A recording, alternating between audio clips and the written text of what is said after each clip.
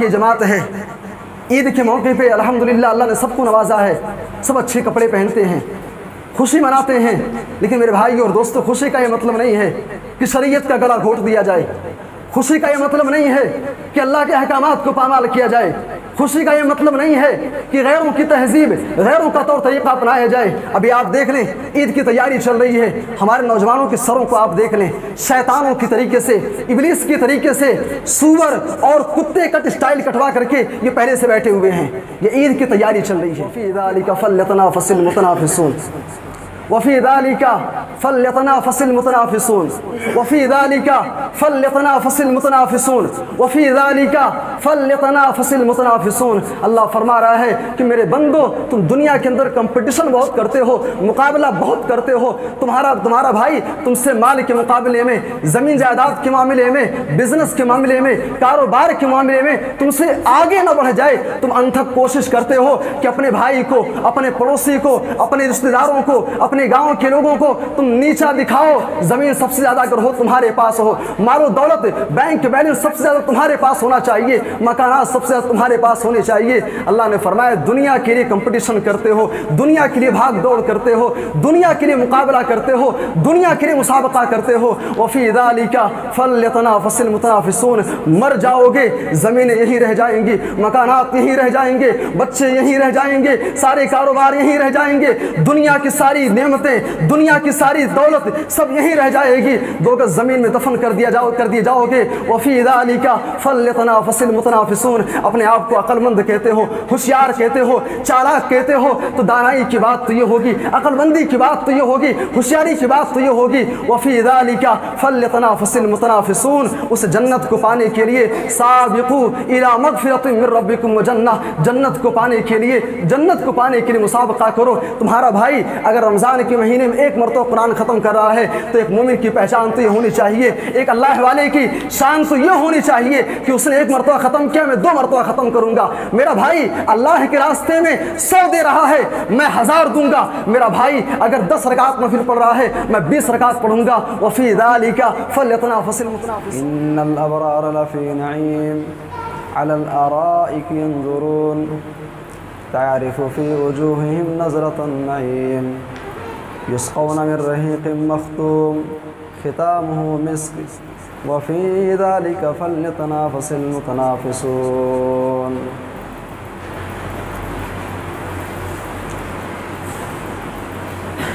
زندگی دی ہے تو جینے کا ہنر بھی دینا، دین کی راہ میں توفیق سفر بھی دینا، گفتگو تو نے سکھائی ہے کہ میں گونگا تھا، میں جو بولوں گا تو باتوں میں اثر بھی دینا۔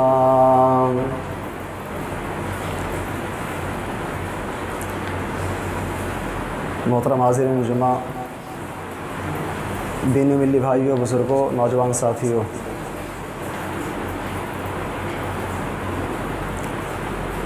یہ بات آپ سب بخوبی جانتے ہیں کہ آج انشاءاللہ 27 رمضان مکمل ہو جائے گا۔ ہم اور آپ رمضان کے بالکل اختتام پر ہیں۔ 2 سے 3 دن کے اندر رمضان کا مہینہ ہم سے رخصت ہو جائے گا۔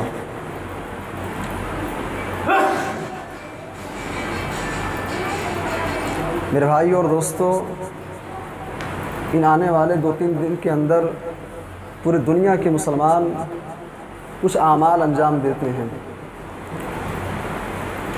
اور انشاءاللہ آج ہم وہی اعمال کے سلسلے میں بات کریں گے۔ آنے والے دنوں میں ہم 2 کام کریں گے۔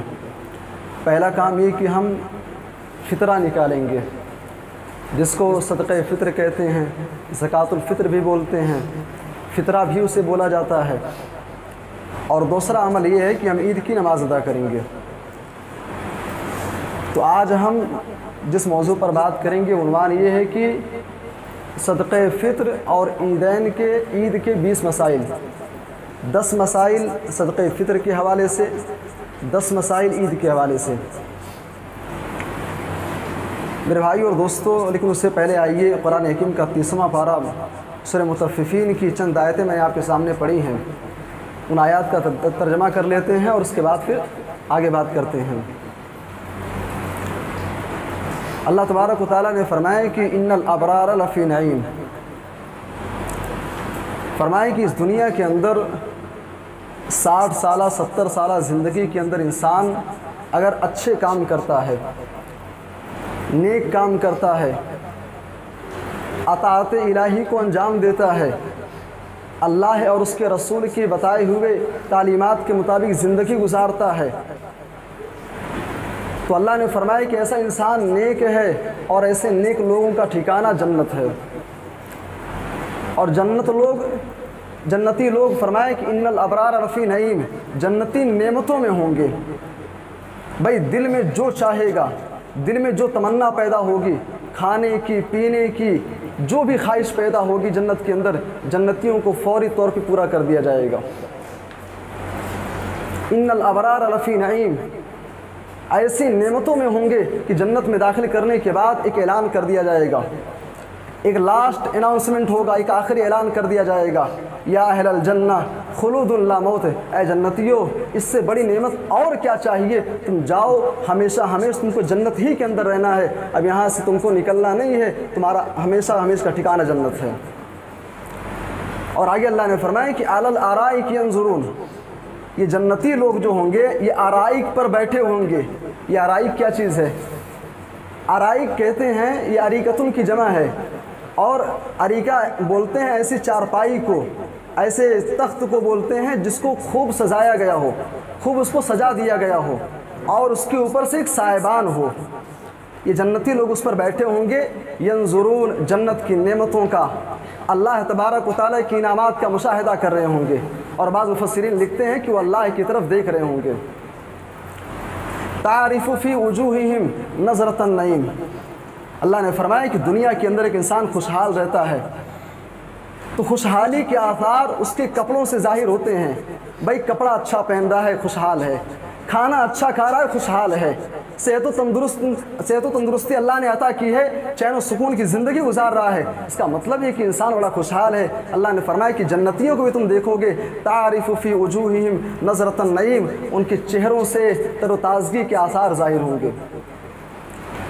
یسقون من رحیق مختوم، ایسے لوگوں کو اللہ تبارک و تعالیٰ رحیق مختوم پلائے گا جنتیوں کو۔ رحیق مختوم کیا ہے؟ رحیق بولتے ہیں خالص شراب کو، ایک ایسی شراب جس کے اندر کوئی ملاوٹ نہ ہو، جس کو پینے کے بعد انسان کی عقل زائل نہ ہو جائے، انسان پر فطور طاری نہ ہو، انسان بدمست نہ ہو جائے۔ اور مختوم کہتے ہیں ایسی شراب جس کے اوپر سیل لگا دی گئی ہو، جس کو کھولا نہ گیا ہو۔ اور آپ کو معلوم ہونا چاہیے اپنی جماعت اہل حدیث کے ایک بہت بڑے عالم گزرے ہیں مبارک پور کے علامہ صفی الرحمن مبارک پوری رحمہ اللہ، اسی آیت کے ٹکڑے کو لے کر کے انہوں نے کتاب لکھی ہے الرحیق المختوم، جو کہ سیرت کی کتابوں میں اپنی ایک الگ پہچان رکھتی ہے، ایک نایاب کتاب ہے۔ تو جنتیوں کو رحیق مختوم پلایا جائے گا۔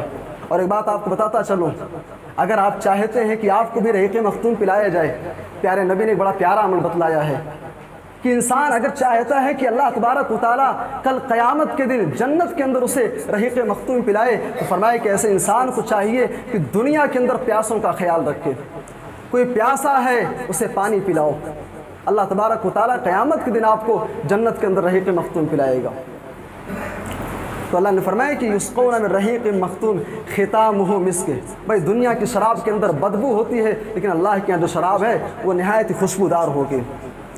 اور جو بات میں کہنا چاہتا ہوں ان آیات کے سلسلے میں، وفی ذالک فلیتنافس المتنافسون، وفی ذالک فلیتنافس المتنافسون، وفی ذالک فلیتنافس المتنافسون، وفی ذالک فلیتنافس المتنافسون۔ اللہ فرما رہا ہے کہ میرے بندو تم دنیا کے اندر کمپٹیشن بہت کرتے ہو، مقابلہ بہت کرتے ہو، تمہارا بھائی تم سے مال کے مقابلے میں، زمین جائیداد کے معاملے میں، بزنس کے معاملے میں، کاروبار کے معاملے میں تم سے آگے نہ بڑھ جائے۔ تم انتھک کوشش کرتے ہو کہ اپنے بھائی کو، اپنے پڑوسی کو، اپنے رشتہ داروں کو، اپنے अपने गांव के लोगों को तुम नीचा दिखाओ, ज़मीन सबसे ज़्यादा अगर हो तुम्हारे पास हो, मालो दौलत बैंक बैलेंस सबसे ज़्यादा तुम्हारे पास होना चाहिए, मकानात सबसे ज़्यादा तुम्हारे पास होने चाहिए। अल्लाह ने फरमाया दुनिया के लिए कंपटीशन करते हो, दुनिया के लिए भाग दौड़ करते हो, दुनिया के लिए मुकाबला करते हो, दुनिया के लिए मुसाबका करते हो। वफ़ी ज़ालिका फ़ल्यतनाफ़सिल मुतनाफ़िसून, मर जाओगे ज़मीनें यहीं रह जाएंगी,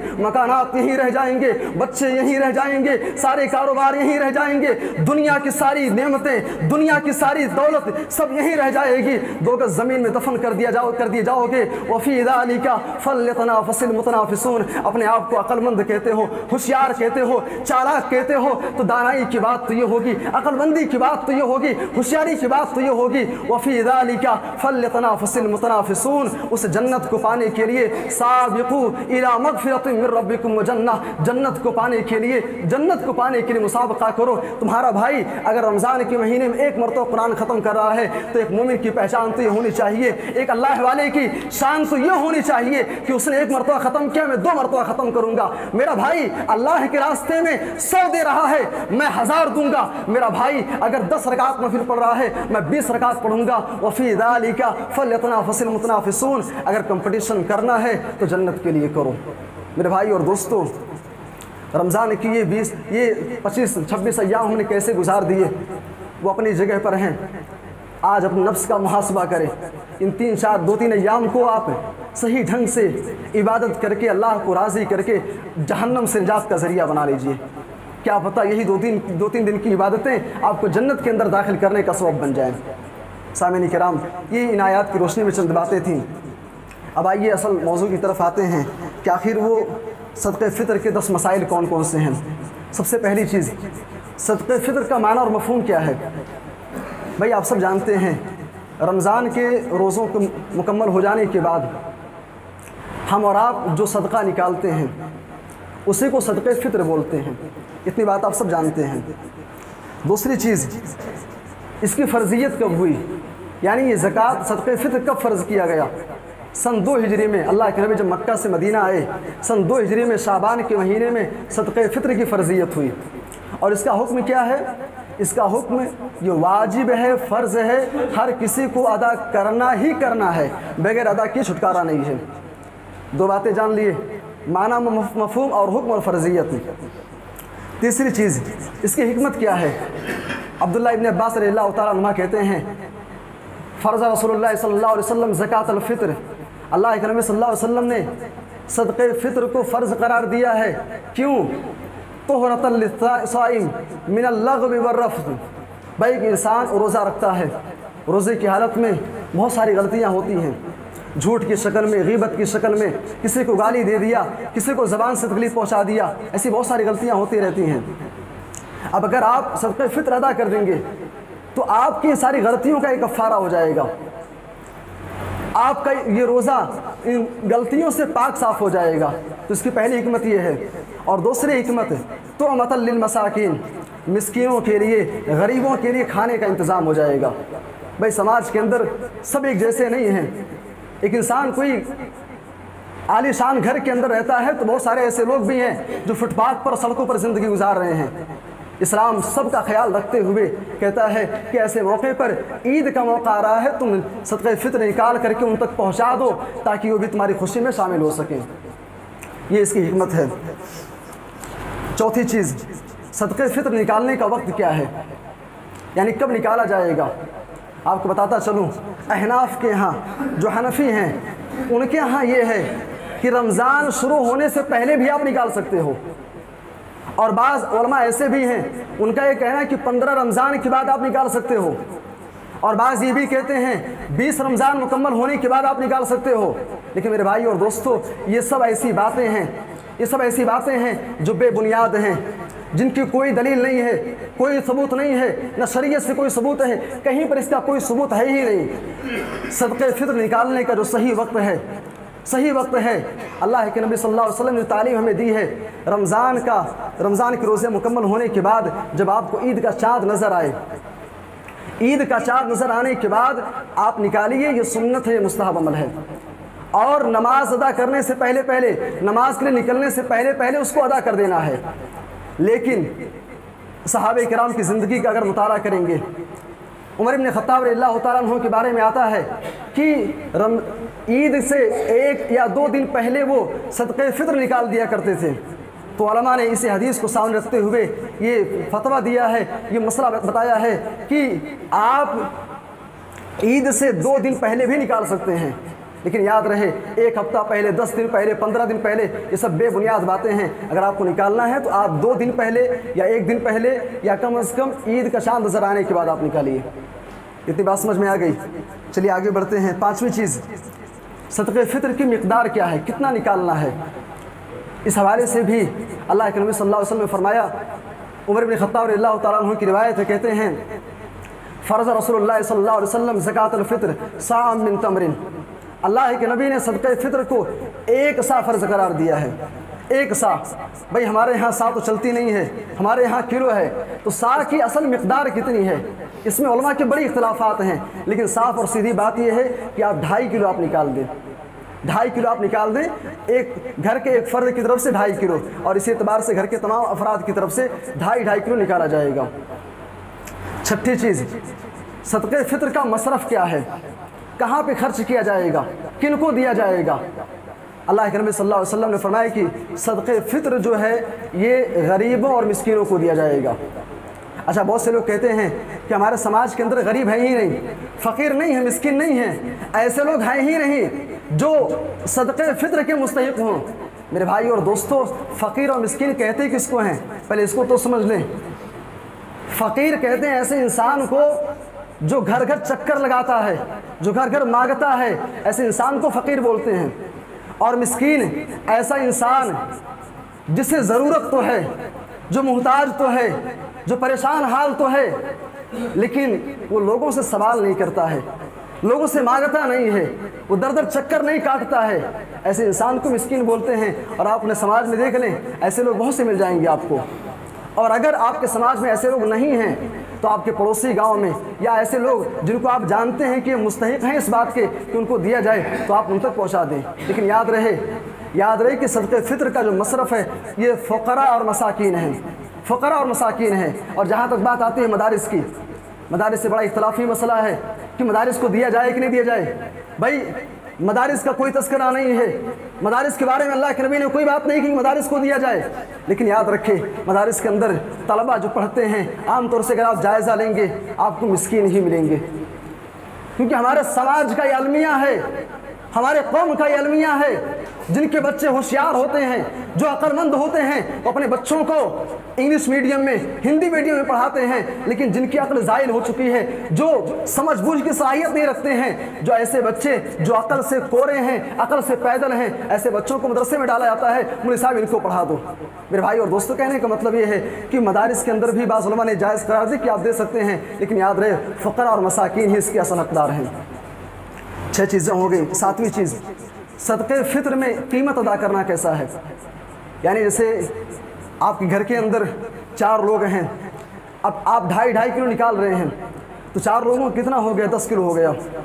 تو آپ 10 کلو غلہ نکالنے کے بجائے کیا آپ قیمت نکال سکتے ہیں کہ نہیں نکال سکتے ہیں؟ میرے بھائی اور دوستو، اس میں بھی بڑا اختلاف ہے، لیکن صاف اور سیدھی بات یاد رکھیں، سیدھی بات آپ یاد رکھیں کہ قیمت نہیں نکالنا ہے۔ افضل یہ ہے، نبی کا طریقہ یہ ہے، نبی کی حدیث ہمیں جو بتلاتی ہیں کہ آپ غلہ، جو آپ کے ہاں جو اناج رائج ہے، جو غلہ آپ کھاتے ہیں، اس میں سے آپ نکالیں۔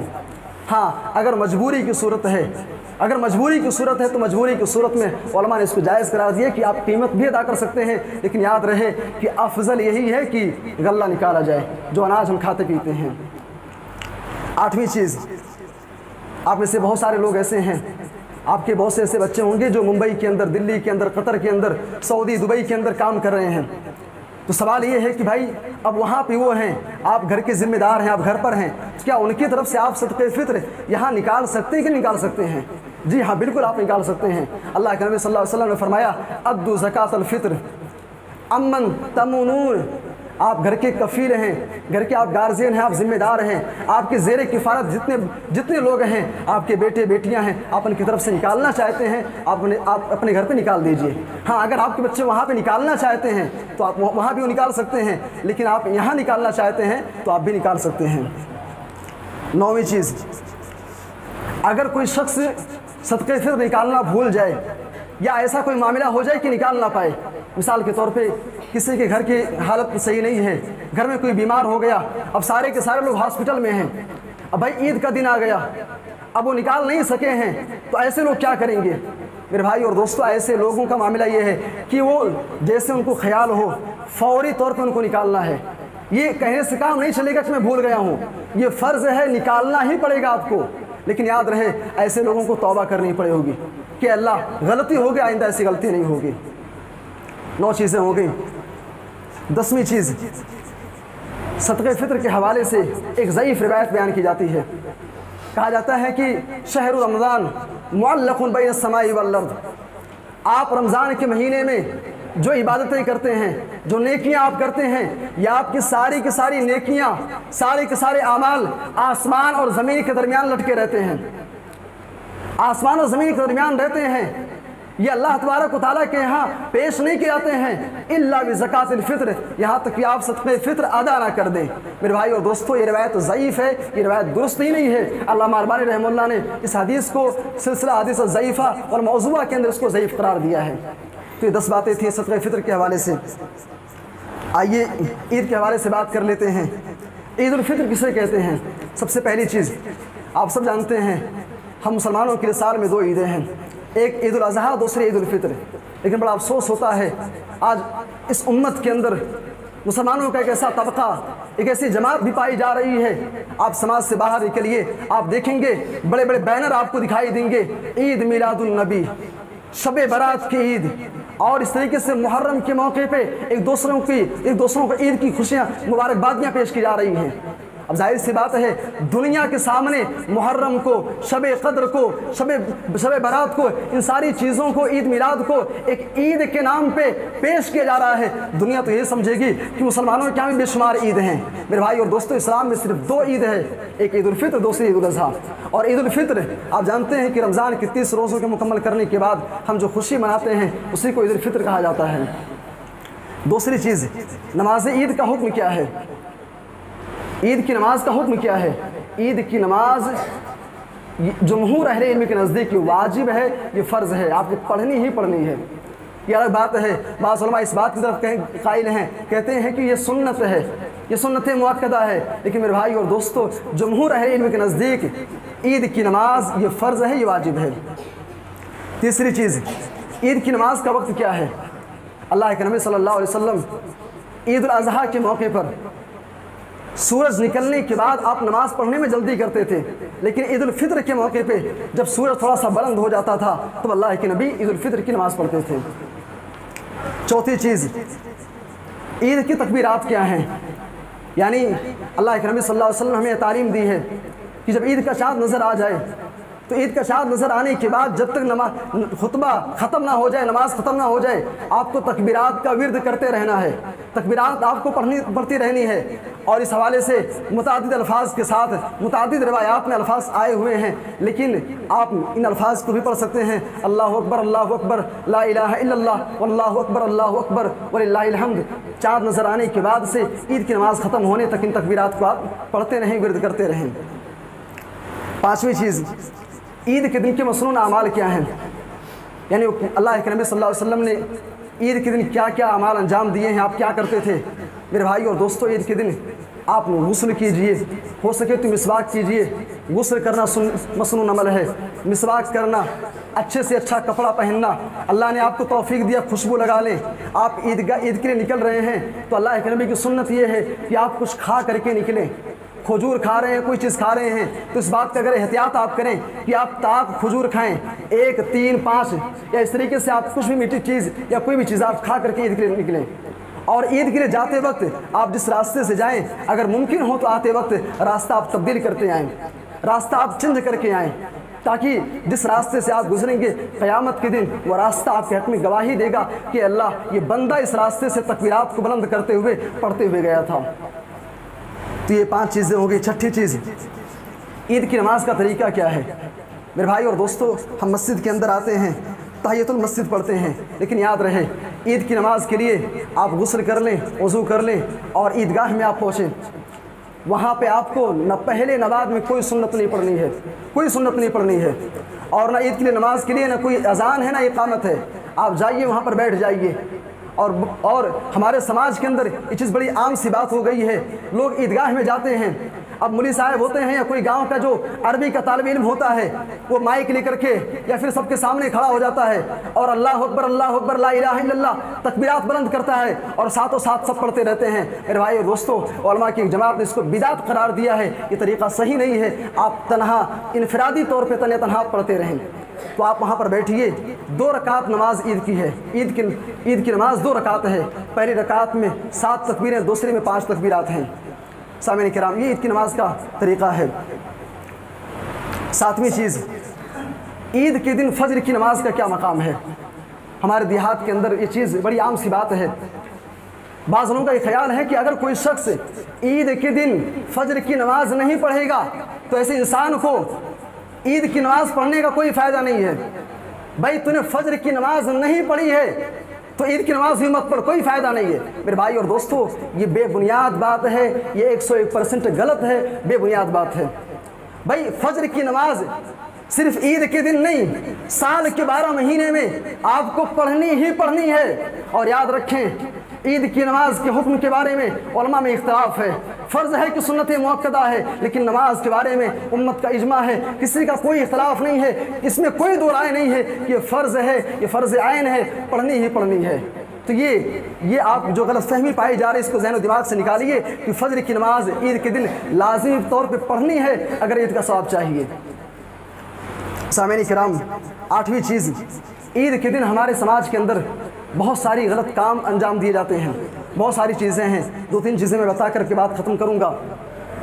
سب سے پہلی چیز، مسلمانوں کی ایک بڑی جماعت ایسی ہے، عید کے دن خصوصی طور پہ قبروں کی زیارت کرتے ہیں، خصوصی طور پہ قبرستان جاتے ہیں، مردوں کے حق میں دعائیں کرتے ہیں۔ میرے بھائی اور دوستو، قبروں کی زیارت سے منع نہیں ہے، مردوں کے حق میں دعا سے منع نہیں ہے، لیکن عید کے دن کو یا کسی دن کو خاص کر کے قبرستان کی زیارت کرنا، وہاں پہ جا کر کے دعاؤں کا اہتمام کرنا، میرے بھائی اور دوستو یہ غلط ہے، شریعت سے اس کا کوئی ثبوت نہیں ہے۔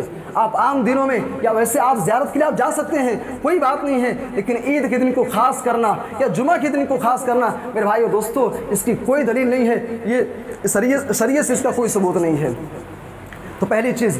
دوسری چیز، میرے بھائی اور دوستو، ہمارے نوجوانوں کی جماعت ہے، عید کے موقع پہ الحمدللہ اللہ نے سب کو نوازا ہے، سب اچھے کپڑے پہنتے ہیں، خوشی مناتے ہیں، لیکن میرے بھائی اور دوستو خوشی کا یہ مطلب نہیں ہے کہ شریعت کا گلا گھونٹ دیا جائے، خوشی کا یہ مطلب نہیں ہے کہ اللہ کے احکامات کو پامال کیا جائے، خوشی کا یہ مطلب نہیں ہے کہ غیروں کی تہذیب، غیروں کا طور طریقہ اپنایا جائے۔ ابھی آپ دیکھ لیں عید کی تیاری چل رہی ہے، ہمارے نوجوانوں کے سروں کو آپ دیکھ لیں، شیطانوں کی طریقے سے، ابلیس کی طریقے سے سور اور کتے کٹ اسٹائل کٹوا کر کے یہ پہلے سے بیٹھے ہوئے ہیں، یہ عید کی تیاری چل رہی ہے۔ میرے بھائی اور دوستو، یہ غیروں کا طور طریقہ ہے، یہ غیروں کی تہذیب ہے۔ من تشبہ بقوم فہو منہم، اللہ کے نبی نے فرمایا جو غیروں کی تہذیب کو اختیار کرے سمجھ جاؤ وہ انہی میں سے ہے، اس کا اسلام سے کوئی تعلق نہیں ہے۔ یہ ہمارے ہاں تیاری ہوتی ہے۔ اور اچھا، شاپنگ بھی کیا ہوتی ہے؟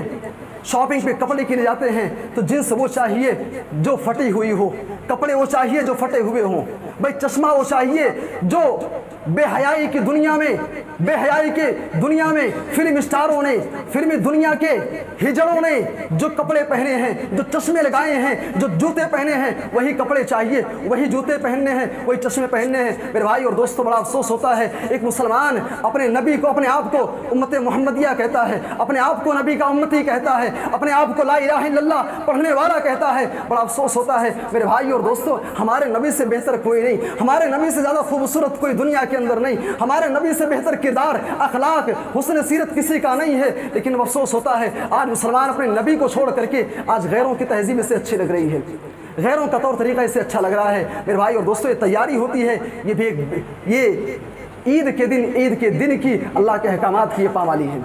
3 چیزیں ہو گئی۔ چوتھی چیز، یہ ہمارے نوجوان، رمضان شروع ہوتا ہے، عید کا دن جیسے جیسے قریب آتا ہے ان کی تیاری کیا ہوتی ہے؟ بھائی عید کے دن فلاں تھیٹر میں جانا ہے، عید کے دن فلاں فلم دیکھنی ہے، फला हीरो की फला फिल्म आ रही है, खुसूसी तौर पे पहले से टिकट की बुकिंग की जाती है, खुसूसी तौर पे पेमेंट करके फिल्म को देखने का एहतमाम होता है।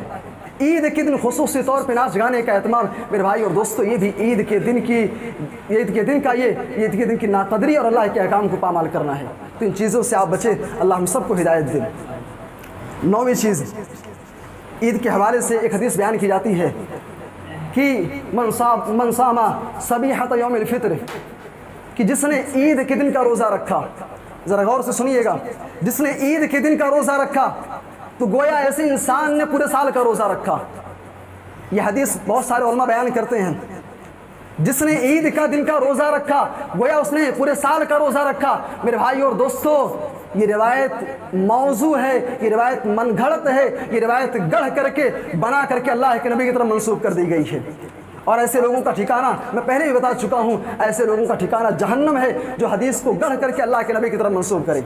क्योंकि मेरे भाई और दोस्तों, एक दो नहीं, मुतादिद अहादीस ऐसी मरवी हैं अल्लाह के नबी से कि जिनमें ये सराहत की गई है ईद के दिन का रोज़ा रखना ये हराम है। और अगर कोई शख्स ये कह रहा है कि मैं ईद के दिन का रोज़ा रख रहा हूँ, उसकी जहालत है, लाइल्मी है। ऐसे इंसान को उलमा से रुजू करना चाहिए और अपने इस गुमान को और अपने इस ख्याल को दूर करना चाहिए।